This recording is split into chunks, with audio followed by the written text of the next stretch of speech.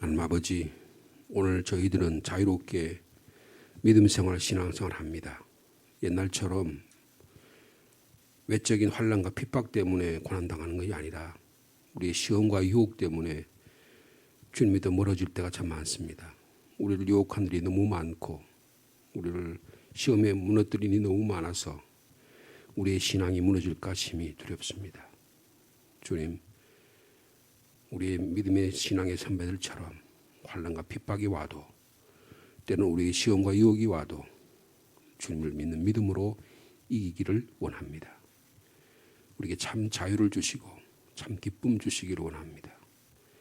이 어려운 환난의 시대에, 재앙의 시대에, 전쟁의 시대에 안으로 밖으로 우리를 힘들게 만들고 어렵게 만드는 유혹하고 시험하는 일이 많은 이때에 우리들의 주님, 우리 믿음의 선배들의 신앙, 주님을 깊이 생각함으로 하나님을 믿는 신앙이 더욱 굳세지는 역사가 있기를 간절히 원합니다.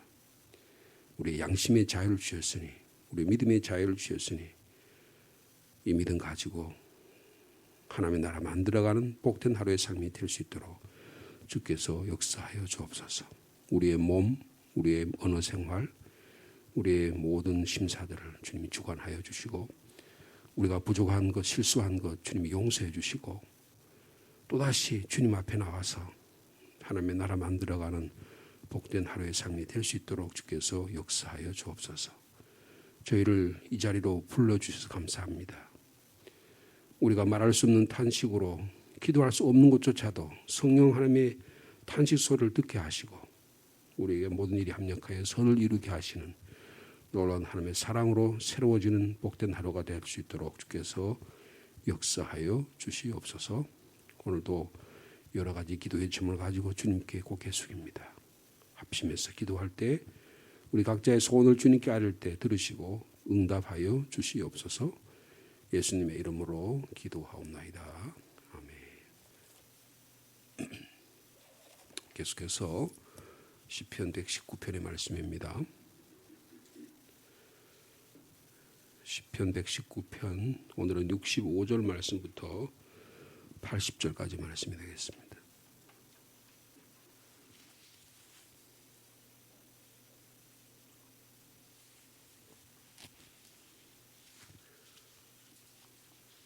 (65절에서) 80절까지 말씀 한 절씩 교독합니다. 여호와여, 주의 말씀대로 주의 종을 선대하셨나이다.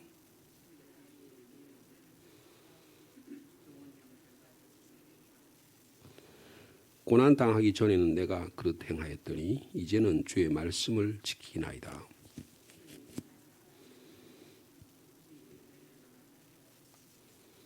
교만한 자들이 거짓을 지어 나를 치려 하였사오나 나는 전심으로 주의 법도들을 지키리이다.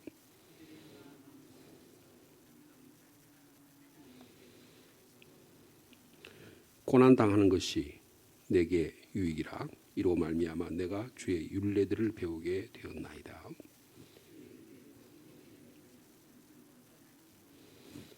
(13절) 제가 있습니다. 주의 손이 나를 만들고 세우셨사오니 내가 깨달아 주의 계명들을 배우게 하소서.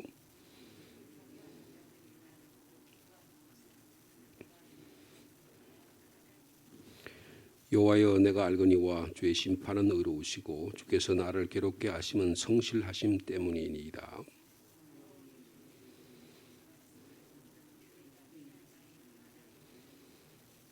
주의 긍휼히 여기심이 내게 임하사 내가 살게 하소서. 주의 법은 나의 즐거움이니이다.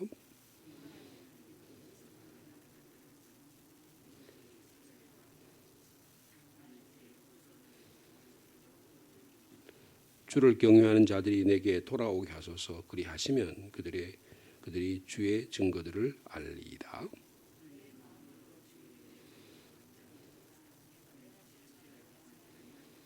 아멘. 시편 119편의 말씀은 어떤 스토리가 있는 게 아니고요. 그 구절을 우리가 깊이 묵상하고 구절 안에서 기도의 제목을 찾고 하는 것이, 그리고 그것을 또 깊이 또 다시 되새기는 일들이 시편 119편을 읽는데 신앙으로 큰 도움이 되리라고 생각합니다. 그래서 여러분들이 이 아침에 주신 말씀 가운데 여러분의 마음에 와 닿는 오늘 아침에 성령께서 여러분이 주신 말씀을 말씀대로 새기면 좋겠다 그런 생각을 하게 됩니다.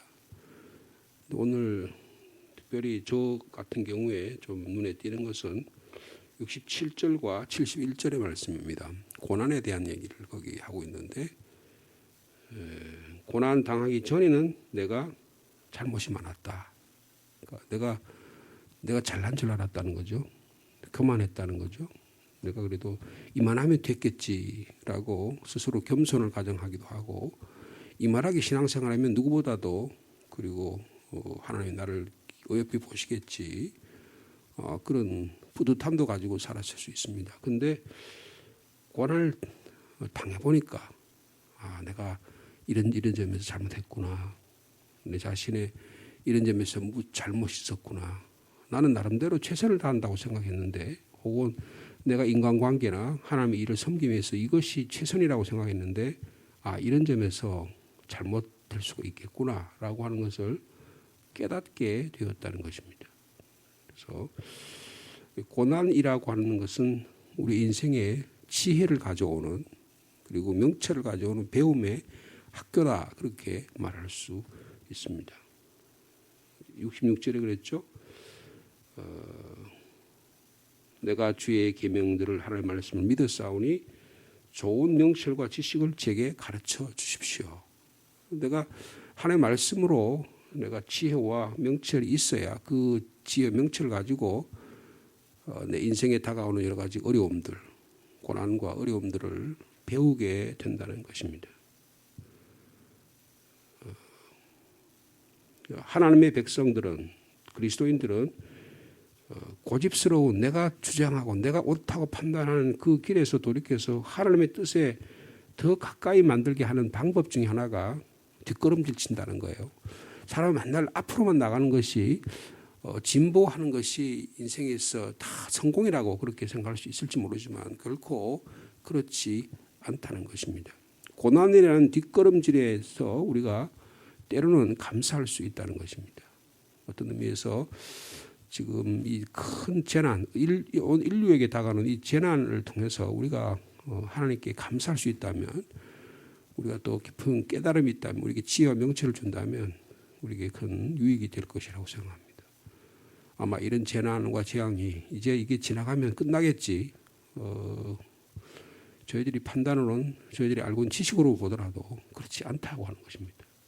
더 큰 재난과 기후의 변화와 인간이 만들어놓은 자연 생태계의 파괴 그리고 우리가 소위 과학 진보라고 말하는 것들이 만들어낸 기술의 문명 이것이 우리에게 그대로 우리에게 돌아와서 큰 해악을 끼치고 있는 것을 볼 수가 있습니다. 기후 변화가 너무 심하잖아요. 그러니까 그런 일로 인해서 산불이 나고 홍수가 나고 한 곳에서는 그렇게 더운데 한 곳은 추워서 온갖 기후의 이상의 변화들이 나타납니다. 그 기후의 변화, 생태계의 변화에 따라서 온 생태계가 몸살을 앓습니다. 그러니까 저 밀림 지역에 사람과는 동떨어져서 살았던 생태계들이 공격을 당해서 사람에게로 다가오게 되는 그래서 그것들이 필연적으로 우리 인간에게 큰 해를 끼치는 이런 일들이 지금도 일어나고 있는 것입니다. 그래서 지금 코로나 사태보다 더 큰 위험과 더 큰 재앙들이 우리에게 다가오지 말라는 법이 없다는 거예요. 그런데 만약에 이런 걸 통해서 우리가 겸손을 배우고 인간이 만드는 과학과 지식과 기술이 4차 산업혁명이 인간을 유익하게 하고 행복하게 만드는 게 아니고 더 큰 재난과 재앙이 있을 수 있다라고 하는 지혜를 깨닫는다면 어떤 의미에서 고난은 우리에게 큰 유익이 된다. 그렇게 볼 수가 있는 것입니다. 이렇게 큰 지구적인 우주적인 생태계적인 그런 것에 대한 어떤 깨달음도 있을 수 있지만 개인적으로도 우리가 또 어려움이 다가올 때 이것을 우리의 신앙을 새롭게 하는 그런 유익이 될 수 있다고 말할 수 있을 것입니다. 67절 말씀이죠. 다시 한번 읽어볼까요? 시작.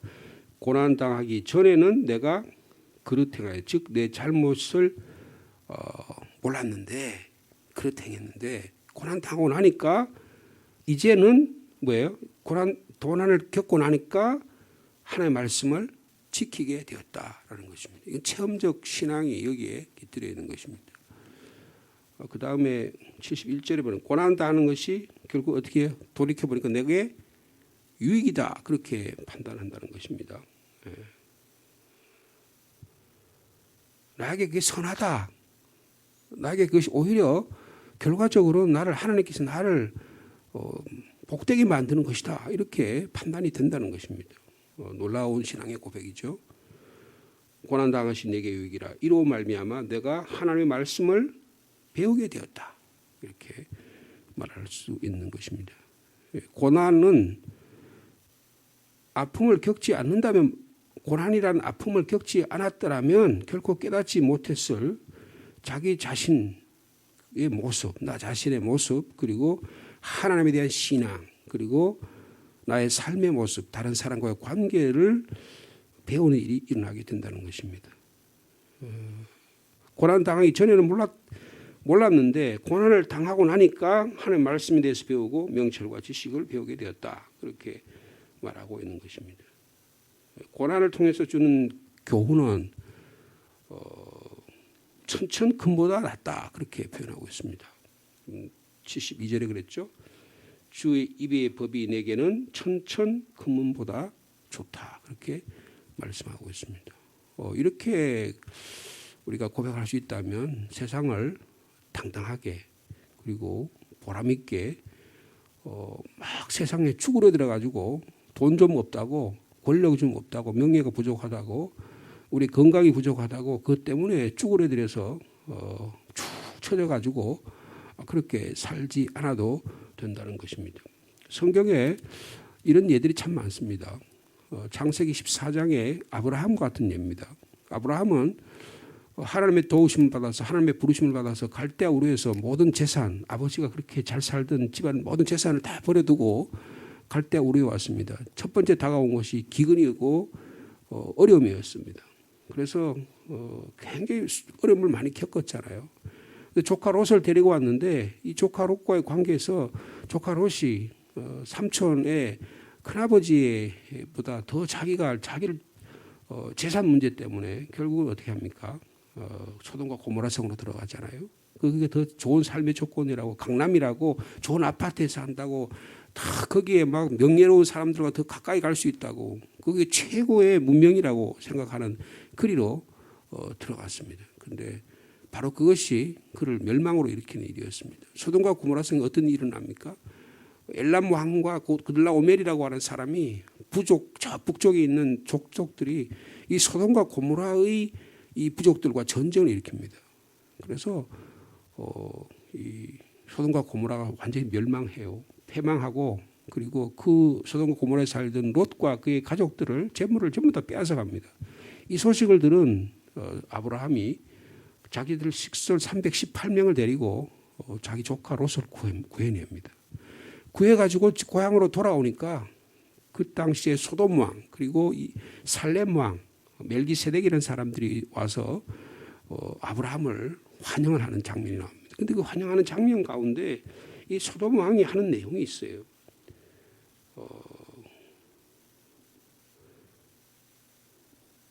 당신이 그 취한 모든 그 재물을 당신이 가져가라. 그렇게 이야기하는 장면이 나옵니다.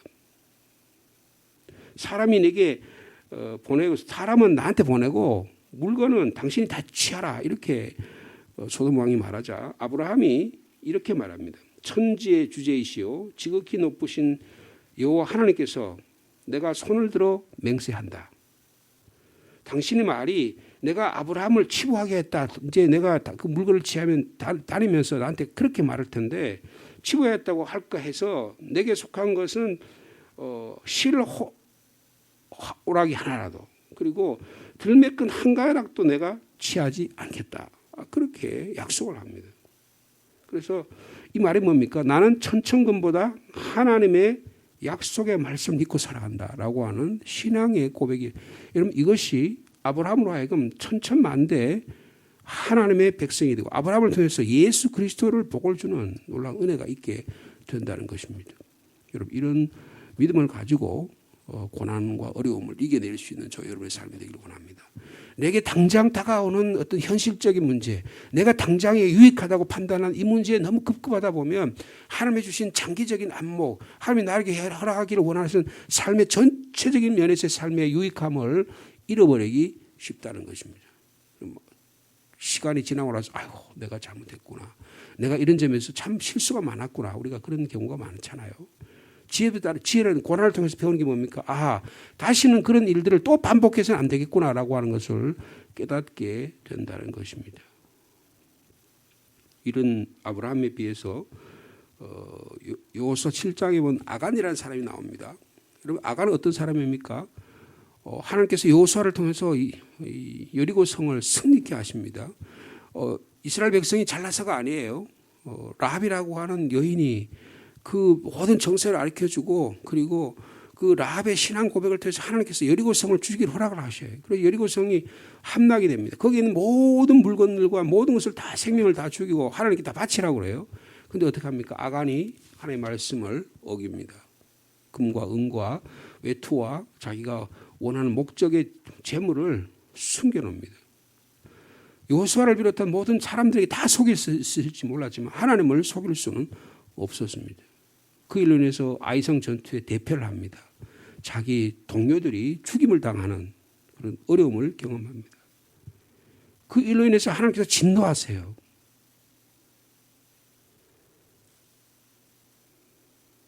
몇 가지 자기 욕망을 자기의 천천만금이라고 생각하는 게 그게 인생에 더 중요하다고 생각하는 면에서 자기가 속한 공동체를 다 파괴시키는 것입니다.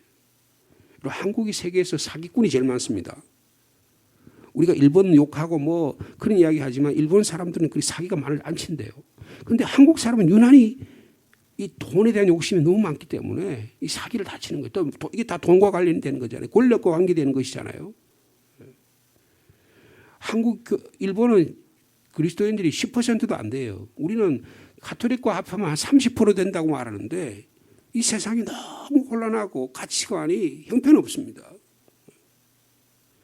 뭡니까? 하나님의 입이 내게는 천천금보다 낫다. 오히려 고난당하신 내게 유익이라는 이 말씀을 우리의 삶 속에 적용하고 그 말씀을 곱씹어서 내 삶 속에 적용하지 않는다는 거예요. 여러분 예수님의 제자 가운데도 그런 사람이 있었습니다. 가룟 유다입니다. 가룟 유다는 예수님을 단돈 은 30에 팔아먹었어요. 세상에서 가장 소중한 우주에서 가장 소중한 생명이 되고 보물이 되신 예수 그리스도를 단돈 은 30에 팔아먹었다는 거예요. 왜요? 돈에 눈이 어두우니까. 돈을 만져 보니까 그 돈이 쏠쏠하단 말이에요.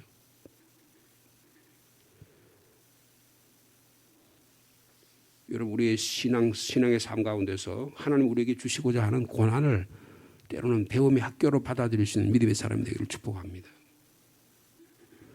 그렇게 신앙생활하니까 어떤 일이 일어나느냐. 여러분 74절에 보면 주를 경외하는 자들이 나를 보고 기뻐한다 그랬습니다. 내가 바른 신앙생활을 하면 저분의 신앙생활을 통해서 다른 사람들에게 영적 영향력을 끼친다는 거예요. 신앙생활은 저렇게 하는구나라는 삶의 원리를 배우게 된다는 것입니다.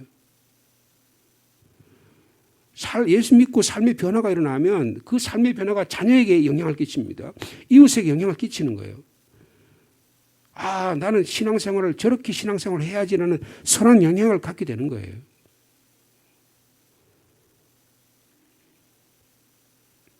그 76절에도 그렇죠. 구하오니 주의 종에게 하신 말씀입니다. 주의 인자하심 나의 위안이 되게 해 주십시오. 여러분 하나님의 말씀이 여러분의 위안이 되는 오늘 하루의 삶이 되기를 축복합니다. 77절에 있어요. 주의 긍휼하리 여기심이 내게 임하사 내가 살게 하소서. 주의 법은 나의 즐거움이 됩니다. 기뻐함이 되고 위안이 되고 즐거움이 됩니다. 78절에 보니까 그렇게 교만한 자들, 위선을 떠는 자들, 정말 열심히 신앙생활을 하다지만 그의 내면은 전혀 하나님과 상관은 전혀 관계없는 이중적인 인격적인 삶을 사는 자들, 권력과 돈 때문에 예수를 팔아먹는 자들, 여리고 성을 그렇게 공격해서 야 위대한 승리라고 생각하지만 뒤로는 전혀 딴 생각을 품고 돈 욕심을 갖고 있는 자들, 이 다 교만한 자들 아니겠어요? 교만한 자들이 거짓으로 나를 엎드리려고 했지만 오히려 그들이 수치를 당하게 하기를 원합니다. 80절에 그랬죠. 내 마음으로 주의 율례들에 완전하게 하사, 어떻게 합니까? 내가 오히려 수치를 당하지 아니하게 해 주시기를 원합니다. 79절 말씀도 참 말씀에 참 은혜가 돼요. 주를 경외하는 자들이 내게 돌아오게 하소서. 여러분, 내가 완전한 신앙생활, 내가 하나님대로 뜻대로 내가 두려운 마음 가운데 내가 신앙생활을 하려고 열심히 노력하면 나를 오해하고 나를 음해하고 나를 공격하는 자들이 내게로 돌아온다는 거예요. 여러분, 신앙의 고매한 인격을 이야기하는 것입니다. 여러분, 고난은 사람 인격을 성숙하게 만들어요.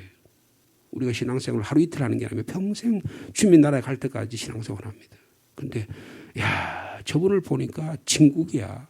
저분을 보니까 정말 내가 고개가 숙여요. 저분의 삶과 생활과 말과 언어와 행동이 모든 일이 일치가 돼.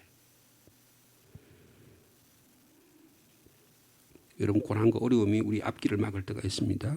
주님께로 나아가는 일에 방해가 되는 경우가 있습니다. 그러나 고난이라고는 배움의 학교를 통해서 고난이 내 앞길을 막을 때, 그럴 때 주님께로 나아감을 방해할 때 내가 예수 그리스도의 십자가의 은혜, 주님께서 고난 당하신 게 뭘까? 우리가 사순절 기간인데요. 주님께 고난 당한 게 도대체 뭘까? 우리 깊이 묵상하게 되면 이런 오늘 우리가 고난 당하신 오히려 나에게 유익이라고 감히 고백할 수 있다는 것입니다. 예수 그리스도 안에서 십자가 안에서 주님이 하나님 우리를 향하신 하나님의 사랑을 깊이 깨닫는 사순절 세 번째 기간이 되기를 원합니다. 그러면 주님의 뜻을 신뢰하고 받아들일 수 있는 믿음을 갖게 된다는 것입니다. 고난을 통해서 겸손을 깨달을 수 있는 저 여러분의 삶이 되기를 원합니다. 우리는 완벽할 수는 없지만 고난이라는 이 배움의 학교를 통해서 주님의 뜻을 깨닫고 하나님의 나라를 만들어가는 그런 인생을 살게 오늘도 만들어 주실 줄로 믿습니다. 그러면 내 안에 기쁨이 있고 내 안에 위안이 있고 내가 수치를 당하지 않고 다른 사람들이 인격적인 감화를 통해서 하나님의 나라가 확장되는 가정에서 교회에서 사회에서 확장되는 역사가 있게 될 것입니다. 저분은 세상의 소금이다. 저분은 세상의 빛이다. 그렇게 인정받을 수 있는 그런 놀라운 일이 우리의 고난과 연관이 있다는 것입니다. 신앙에 좀 연륜이 얕고 신앙에 얄팍하면 고난이라는 거 안 받으려고 그래요. 내게 유익한 거, 내게 도움이 되고 내게 즐거움만 되는 일로 찾으려고 그래요. 그러나 인생의 깊이를 알고 기독교 신앙을 바로 알게 되면 예수 그리스도의 고난이야말로 내가 영광의 멸류관을 얻는 가장 귀한 길이고 그 길을 통하지 않고는 주님께로 나갈 수 없다는 사실을 깨닫게 된다는 것입니다. 여러분, 고난이 있으십니까? 어려움이 있으세요? 이것을 감사로 바꿀 수 있는 지혜로운 저와 여러분 되기를 원합니다. 이거 깨닫지 못하면 신앙의 문턱을 못 넘는 거예요. 그럼 한날 얄팍고 저 깊은 바다에 들어가지 못하고 요 밖에서만 찰랑찰랑 거리는 그런 시험과 유혹에만 넘어져서 한 걸음도 못 나가는 거예요. 오늘 저희들이 67절과 71절의 말씀, 저는 고난당하는 것이 내게 유익이 됩니다. 이 고난을 통해서 하나님의 말씀을, 지혜의 말씀을, 명철의 말씀을 배우게 해주시니 감사합니다. 제가 주님의 말씀 따라 오늘도 승리하며 살아가겠습니다 하고 고백하는 복된 하루의 삶을 축복합니다. 주님 감사합니다. 아브라함이라고 하는 믿음의 조상은 기근, 오해, 수많은 전쟁, 고난의 학교를 통과한 분입니다. 하나님이 주신 약속의 말씀을 믿었기 때문에 이런 것들을 이길 수 있었습니다. 전쟁에 나가서 큰 수확을 거두고 그 전승물을 취할 수 있었지만 사람들이 아브라함을 욕할까 봐 하나님의 약속의 말씀을 취합니다. 참으로 지혜로운 자입니다. 하나님은 그 믿음을 보시고 아브라함과 이삭과 야곱의 신앙을 축복해 주셨습니다.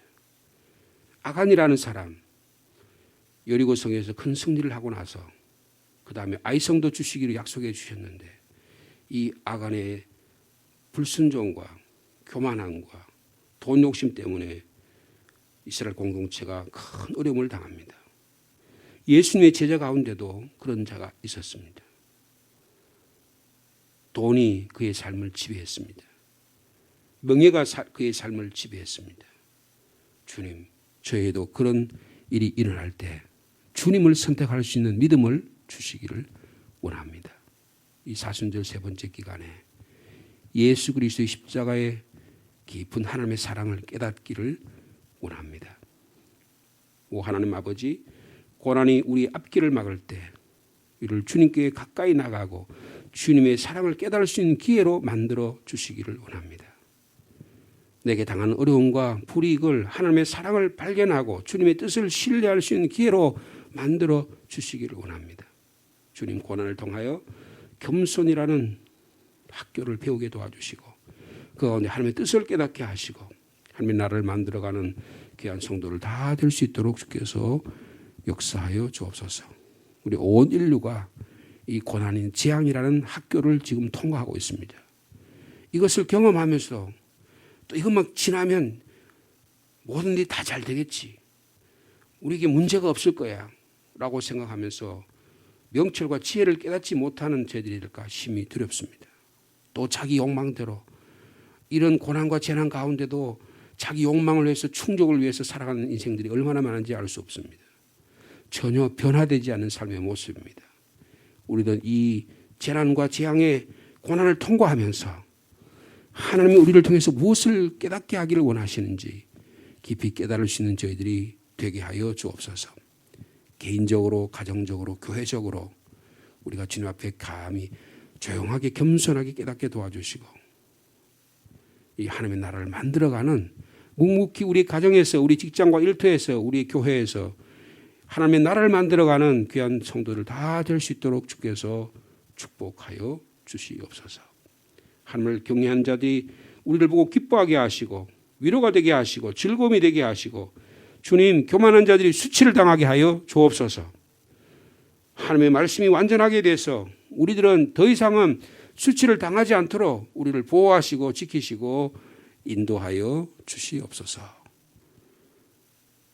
우리 성도들 가운데 코로나 확진자로 인해서 많은 분들이 예배 자리로 나오지 못하고 있습니다. 격리되어 있고 두려움 가운데 있습니다. 주님, 그들을 위로하시고 지키시고 보호하여 주시옵소서. 이 코로나를 앓는 가운데 하나님의 사랑을 경험하게 하시고 우리의 삶을 깊이 들여다볼 수 있는 귀한 기회로 삼아 주시옵소서. 저 사람 왜 저런 일이 있어? 그러면서 그들을 비난하거나 멸시의 눈으로, 그런 눈으로 바라보지 않게 하시고 그들을 위해서 기도하며 위로하며 또 그들을 격려할 수 있는 저의 삶이 될 수 있도록 주께서 축복하여 주옵소서. 우리 교회 학교도 이런 일에서 모이기가 참 어려운 우리 지체들도 많이 있습니다. 우리 한 생명 한 생명 지키고 보호하여 주시옵소서.